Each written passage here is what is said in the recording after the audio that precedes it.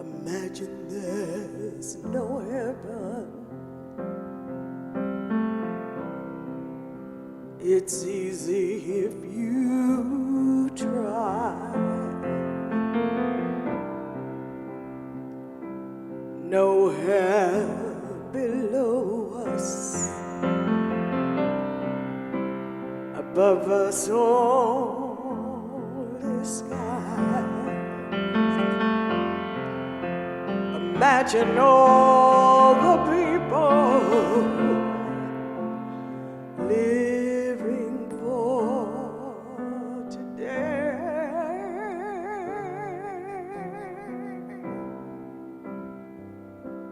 Imagine there's no countries. It isn't hard to do.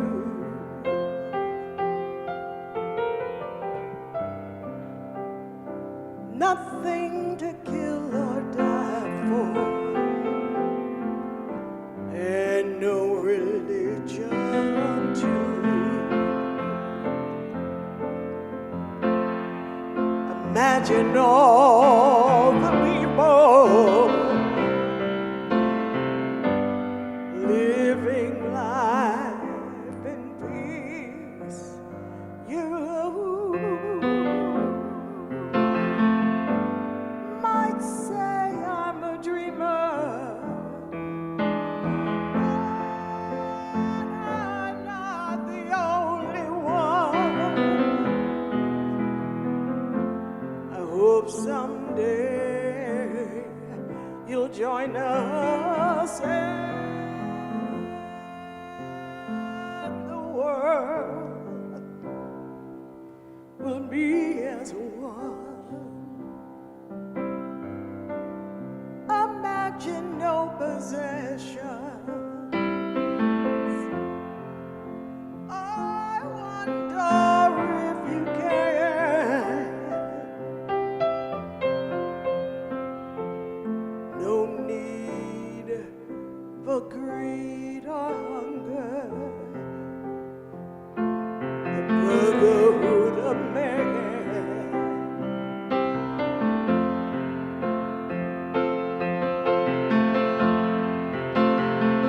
You might say I'm a dreamer,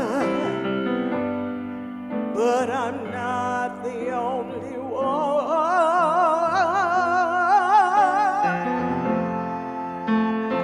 You might say I'm that dreamer, but I'm not the only one. I hope someday you'll join us,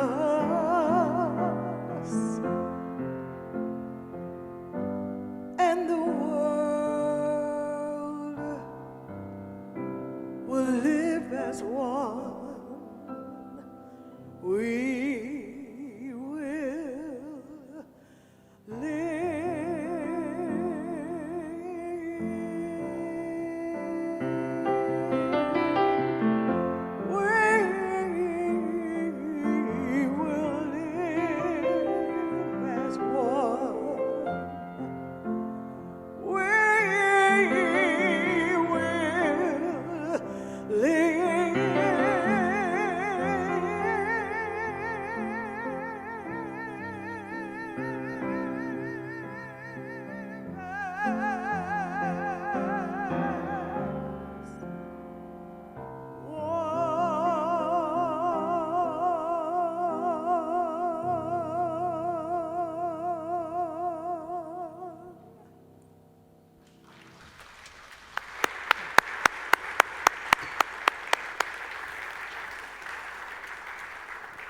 Thank you, Millie Edwards. Thank you for being with us today. Hello, everybody. Welcome to Unity Temple in the Plaza, a place where diversity is praised and peace and harmony are rewards. It's good to see you all. How many of you came in the front door when you arrived this morning? And was the Ed Smith out there? Guy maybe had a stocking cap on or a beautiful shaped head with no hair on it. Did he say coffee and cookies downstairs? Yeah. I think he says that 100 times on Sunday to everybody. And since that time, we've had to double our order of cookies. So I said, say it to every other person so we can keep the budget in line, please. Anyway, welcome. It's a place where diversity is praised and peace and harmony, the rewards. Next Sunday is our official coming back to church Sunday after the summer vacation. The kids will move up to the next grade level, parents come back. And we invite you all to come. It's going to be a special day. After the service, there'll be a big party downstairs with lots of good food and entertainment. Everybody's invited. There is no charge for it. To put that on, we do need volunteers. So if you're interested in helping out any way you can, there's a table in the main lobby where you can sign up. It's not extremely time-consuming or a lot of hard labor, but it just keeps things moving in a coordinated way. So that being said, we now begin the service with the temple chimes, the opening prayer, Geneva Price with the call to inspiration.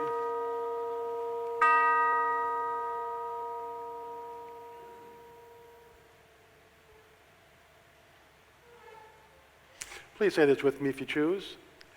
On this day, we dedicate ourselves to peace on earth. We accept ourselves without harsh judgment and express appreciation for our individuality.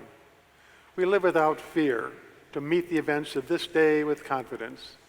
We accept others without prejudice to experience a sense of unity with all people. We honor our earthly environment and recognize a oneness with all creation, in harmony with ourselves, our lives, other people, and all of nature. We live this day with a peaceful mind, a peaceful heart, and a peaceful spirit. Thank you, God. Amen. Hope always grows into truth as my mind opens to divine wisdom. Wisdom that is always mine to claim. Guided by the dawning of light of truth, I see the way forward, and I follow it. I follow it with confidence.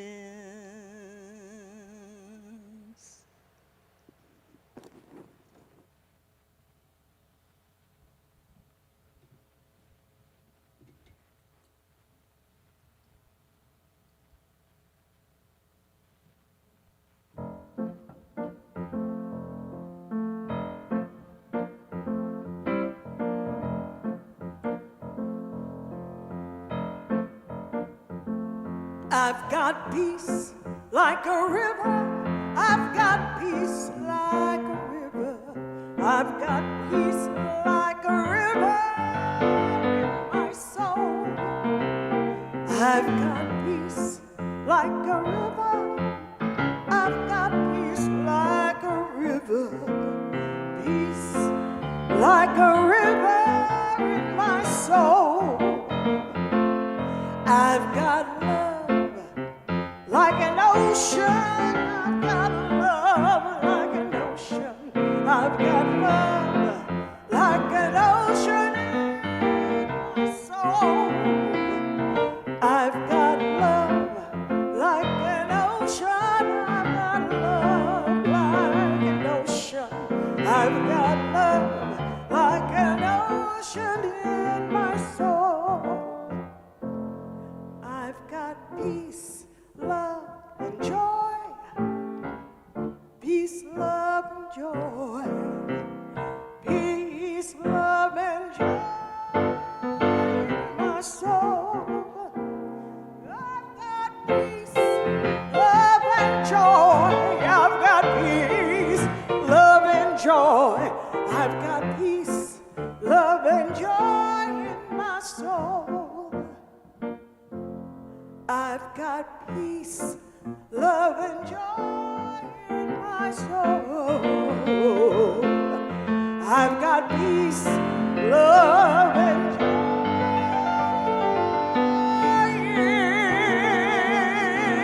in my soul.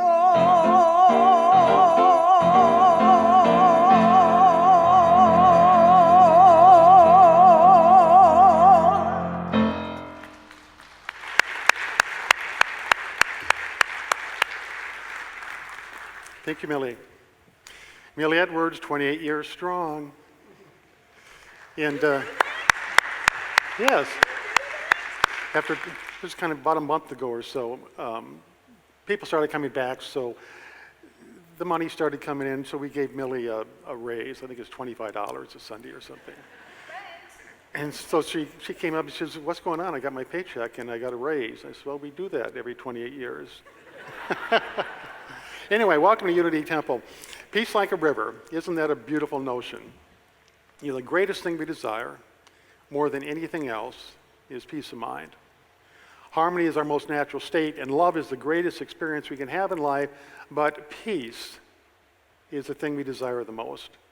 If we have peace of mind, no matter what the situations and circumstances are in our lives, no matter what's going on with our relationships, we have peace of mind, we can manage whatever life presents to us. It's so important. Now, the secret to life is really quite simple. If we have what we want, or if what is happening in our life is something that we desire to happen, it's something we want to happen, it's something that we expect to happen, then we're happy, we're at peace with whatever the situation is. If something is happening that we didn't expect, and that we don't like, and that we don't want to happen, we're unhappy. Isn't that right? Simple enough. If we get what we want, we're happy. If we don't get what we want, we're not happy. Now, it's interesting to look at, in the political arena, look at the elections, especially the last presidential election, because it was pretty well divided when it was all over. Half the people were really at peace with the results, and half the people weren't. So it isn't necessarily what's going on in the world around us that creates the peace, but it's how we perceive it and how we react to it. Another way to look at this is our needs. We all have needs. We have personal needs, but we also have universal needs that every human being does. When our needs are met, we feel good about it. When our needs are not met, we aren't feeling so good about what is going on in our lives. In 1943, there was a fellow named Abraham Maslow, and he developed a theory called hierarchy of needs. And basically it was a pyramid type thing, and it was the basic needs that every human being has. Every single human being in the world has these needs. The first one is for basically survival. We need sustenance, we need food, we need water, we need shelter from severe elements. We have that inner, intrinsic, primordial desire to survive. The second need that we have, that every human being has, is for safety or for stability in our lives. We want to be free of fear. And the third need that we have is social connection. Now, the first two are dealing directly with survival, but the third one is for social connection. We need to relate with each other. We need to connect with each other. Quite simply, we need each other. That's a basic human need. Now, when we have relationships that are on a good course, we're at peace with them. But if they're not, our peace is disturbed, and that has an effect on us, both mentally, emotionally, as well as physically. When we're born, there's only three things that can disrupt our peace of mind. The first is a loud noise. Babies are afraid of loud noises. The second thing is the fear of falling or being dropped. And the third thing is a physical discomfort of some sort, whatever that might be. But as we grow older and we move into relationships, we discover that the primary thing that upsets our peace of mind more than anything else is our relationships. Now think about that for a moment. There's nothing that you can think of that is outside the realm of relationships that has any impact on you at all. Relationships are so important because we need to connect. Also, every relationship that we have becomes a part of us. It's within us. It's made up of our thoughts and feelings. It resides in our consciousness.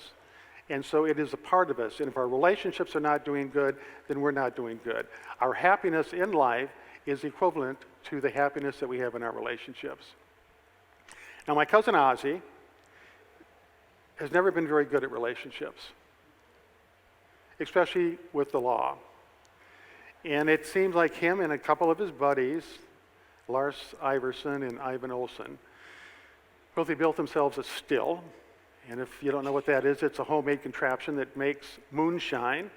And if you don't know what moonshine is, it is alcohol. And then they bootleg the alcohol. If you know what bootlegging is, that's selling the alcohol illegally. So they got caught. They went before the judge. The judge was infuriated, primarily because he had the only liquor store in town and his sales were evaporating. But also, he wanted to make an example out of them. So he sentenced them to 6 months in the county prison. Well, the three of them get to the prison. The warden comes up and welcomes them. He's a very nice guy. And he explains to them that the women's prison is on this side, the men's prison is on this side, and in between there's this huge patch of grass that they can go out in and walk around, get a little bit of nature and some fresh air. But, he says, there's one rule that you do not want to break. If you break this rule, you're going to wish that you had died and gone to heaven. If you break this rule, you are going to be tormented, you're going to be in misery, you're going to lose sleep over it. And that is never, ever step on a duck. The three of them nodded like they knew, understood what he was saying, and off they went. Well, the next day they're out in the courtyard, and to their surprise, it was full of ducks everywhere. There must have been hundreds of them. And they were very careful not to step on a duck, but Lars Iverson lost his focus. He stepped on a duck. The warden found out about it. He came racing out, and he said, your punishment is to be handcuffed to Oscar. And Oscar's right next to him, and he's the biggest, most slovenly person in the whole prison. He was loud, he was boisterous, he was a bully, and he was handcuffed to Lars Iverson. And the warden said, those cuffs are not going to come off until you're released from here. They'll be on night and day. Well, this scared both Ozzy and Ivan Olson, And so they increased their precautions to not step on a duck, but Ivan Olson did. So the warden comes out, and once again he says, I'm going to handcuff you to this person. And this person was worse than the first.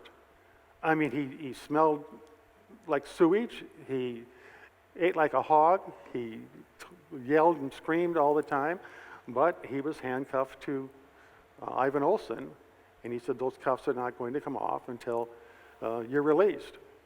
Well, Ozzy was particularly worried at this point because he didn't want something like that to happen to himself.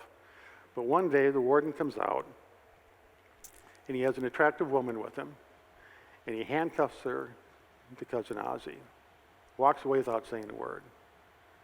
But Cousin Ozzy looks at the woman and says, I have no idea what's going on. I don't understand this. What happened?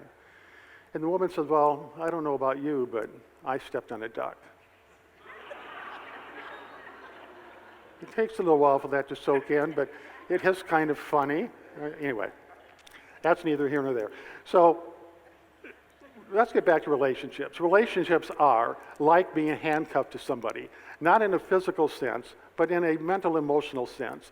Because once you establish a relationship with somebody, that relationship is yours, it is within you, and it'll be there until you die. It never goes away, you can't get rid of it. Every relationship is a part of you, and the health of every relationship, or the wellness of every relationship, is directly relative to the way that you feel. Now, take Millie, for instance. The relationship I have with Millie is mine and mine alone. It is not hers. I own it. It's within me. It was created out of my thoughts and feelings. It is resides in my consciousness. It is all mine, and she has nothing to say about it, in essence. It's the same thing with Millie. Her relationship with me is all hers. She has created it with the thoughts in her head. I reside in her consciousness through this relationship, and other than getting rid of it, there's nothing that I can do about it. So the point is, when we make a relationship, it is like getting handcuffed to somebody because we're going to be in that relationship. That relationship is going to be ours for as long as we live. It just becomes a part of us. Now, this being said, it's so important that we care for our relationships very much like we would a child or a pet that we might have. We have to take care of them. We have to nurture them. We have to make sure that they are healthy, because if they're not healthy, we're not going to be healthy. Now, I learned this lesson from a woman named Del Rose Bender from Minnesota. And Del Rose got a call one day. It was on her birthday. It was from a police officer, and said that her 18-year-old son had been murdered. Out of the blue. Well, she went to a fellow named Michael, had killed him. She went to his trial, in his hearings, stayed with it through the whole thing. Michael got 27 years in prison, and Del Rose went home, but she's so filled with anger and so filled with rage that she just could not think of anything else but her poor son and that person that had snuffed out his life. It got to the point where her health began to deteriorate. She got fired from her job because she couldn't concentrate. Everything in her life started to decrease to a certain degree. She came to the conclusion that she had to do something about it. So she went to a counselor, and she knew that she needed counseling. She knew that she had to straighten herself up and get back into life. But more important than anything, she knew that she had to forgive Michael, the most difficult thing that she could think of. But she did. And she wrote him a letter and told him that she had forgiven him. She began to write him a letter on a daily basis. And then she got him a subscription to the Daily Word. She began to pray for him. The hatred towards Michael and the rage toward Michael slowly dissipated. And she had compassion for this person that might have acted in a very rash way, but lost 27 years of his life. Del Rose did this for 13 years and never got a response. No indication that Michael had ever received the Daily Words or even received a letter. And then one day, she gets a letter from Michael. And he said that he had sat down and tried to write at least a dozen times, but he could never find the words to express how sorry he was that he had done what he did and created the great loss that Del Rose experienced. He said he's embarrassed by his actions, but he said, your attention to me, your letters, and the Daily Word allowed me to become a more compassionate person to all the prisoners here because you were being compassionate to me. It was that important. And they continued to correspond after that. Now, when it comes to nurturing our relationships and taking care of relationships, and I know there's a lot of people in the world it's very difficult to deal with. There's the obnoxious, there's the boisterous, there's the disrespectful, all sorts of people. Some we don't even know, we just pass in the street, and others are in long-time relationships or even in the family. There are people that are hard to relate to. Nevertheless, remember that the relationship that you have with that person is within you, it's a part of you, and it's going to affect you. See, every relationship has a wellness factor, and that is the wellness that it creates or subtracts from your physical, mental, and emotional health. Every relationship in its wellness factor is designed for you to be happy, and whole. Dating back 3,000 years, the greatest source of advice, the greatest direction that we can have available to us on taking care of relationships came out of Upanishad, early Hinduism, and it is now known as the Golden Rule, but it's very simple. It's so simple that everybody can understand it. And quite simply, it says, just treat other people the way you want to be treated. Easy enough. Treat other people the way you want to be treated. And we all know that. We all know that we want to be treated with kindness. We want to be treated with respect. We want to be treated honestly and forthright. And so we treat other people that way. Now, if you're in the presence of somebody who it is just very difficult for you to not take offense at the way they are or what they say, that is okay, but you can still treat them kindly, and you just remove yourself from their presence. And this is what Jesus meant when he said, if somebody slaps you in the right cheek, turn and let them slap the other cheek as well. Now, he didn't mean that literally. Don't stand there and get pummeled if somebody is trying to do physical violence. But if somebody offends you, just step back and realize the relationship I have with this person is in me. I have control of it. It's made up of my thoughts and feelings. And at this point in time, with this relationship, I'm going to determine what's best for both of us is to have not any exposure to each other. We're just going to have a long-distance relationship. They can be on one side of the block, and I'll be on the other side of the block, and we'll get along just fine. Now, I tell you this because relationships are everything. Every single experience you have in life regards you relating to something. I cannot think of a single thing about myself or about my life that I'm not relating myself to something. And when there's relating being done, it eventually grows into a relationship.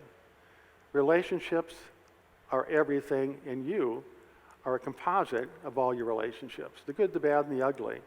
But you also have the power to bring a sense of peace to each and every relationship that you have. So think about that as we move into meditation.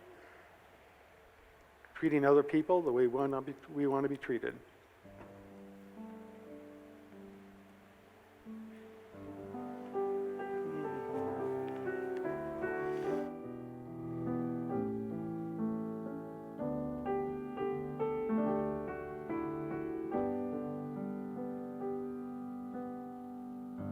Our thoughts are prayers, and we are always praying. Our thoughts are prayers. Listen to what you're saying. Seek a higher consciousness, a state of peacefulness, and know that God is always there. And every thought becomes a prayer.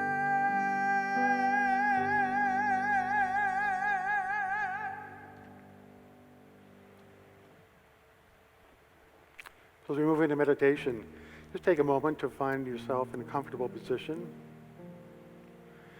And take a deep breath and hold it for just a moment or two, then slowly exhale. And take another breath. Slowly breathe out. With every breath, find yourself going deeper and deeper into that special place within your heart and within your mind where you find peace, you find pure peace, and undisturbable peace.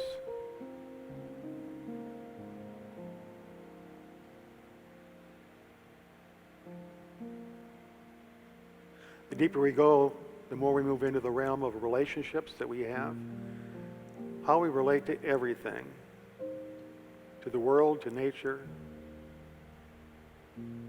other people. And right now, in this moment, we can find ourselves to be at peace with everything in our life, no matter how difficult, no matter how upsetting, no matter how disturbing. It is life. And the feelings we have are our reaction to it, whether they're out of anger,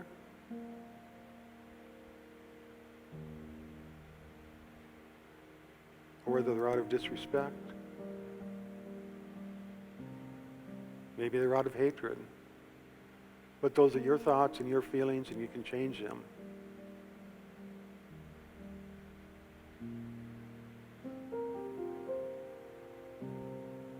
As we move further into meditation, just take a moment to think about yourself and your life.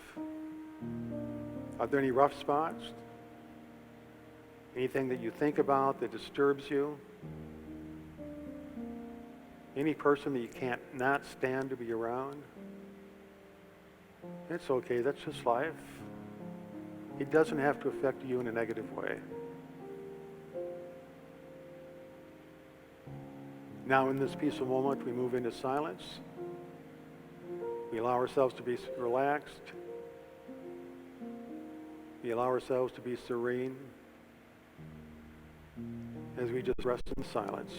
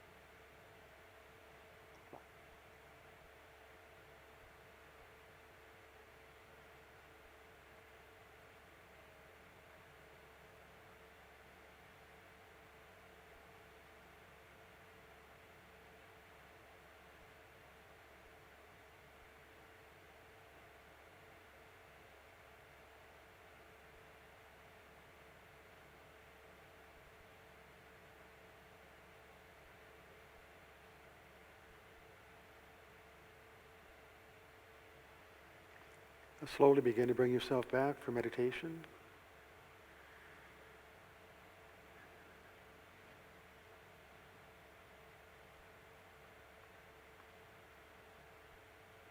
Become aware of your surroundings.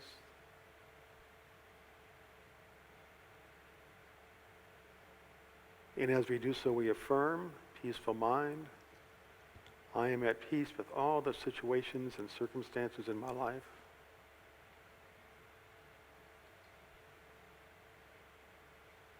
Peaceful heart. I am at peace with all the people in my world.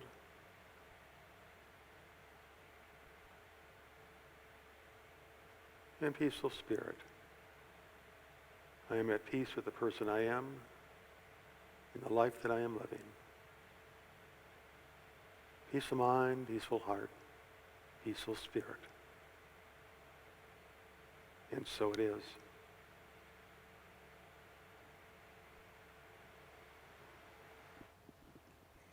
Join in the festival of life. Dance to the rhythm of life's own song. Love will guide your movements, so open up your heart and let your spirits fly. Open up your hearts and let your spirits fly.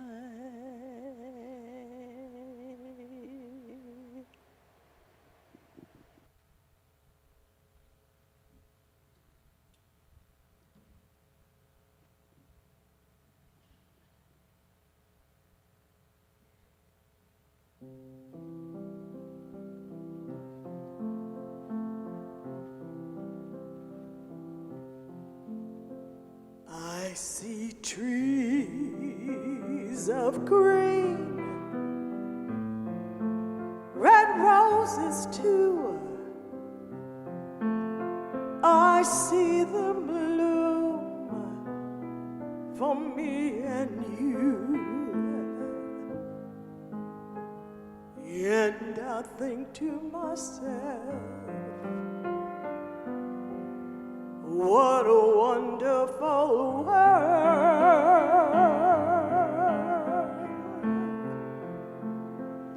I see skies of blue, clouds of white,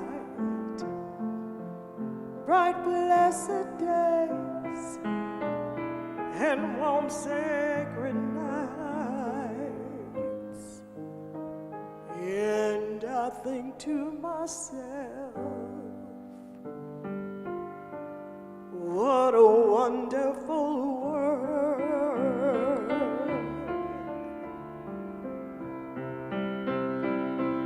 The colors of the rainbow, so pretty in the sky, are also on the faces of people passing by. I see friends shaking hands, saying, how do you do? They're really saying, I love you.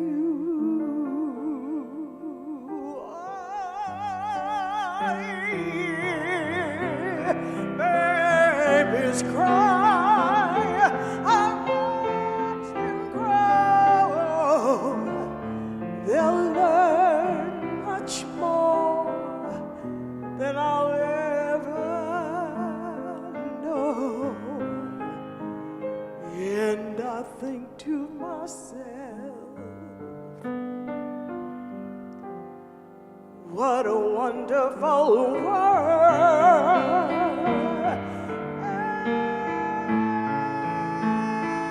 And I think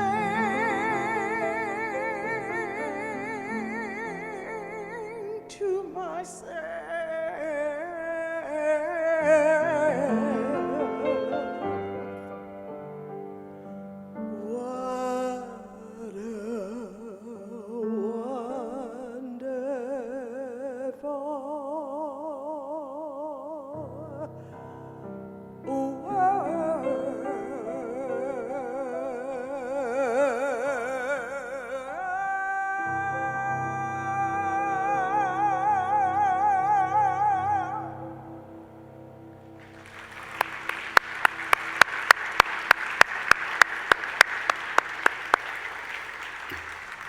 Thank you, Millie. Well, that concludes our service. Once again, I thank you all for coming. And as we close with the prayer for protection, and we'll sing the peace song together, I invite you downstairs for community time. Crumble cookies are being served, and I guess they're the best of the best or something like that. So I'll see you down there. Also, if you'd like to leave an offering or contribution of some sort, there are receptacles in the lobby, little wooden boxes that you can put it in. So together we say the prayer for protection. The light of God surrounds us. The love of God enfolds us. The power of God protects us. The presence of God watches over us. Wherever we are, God is, and all is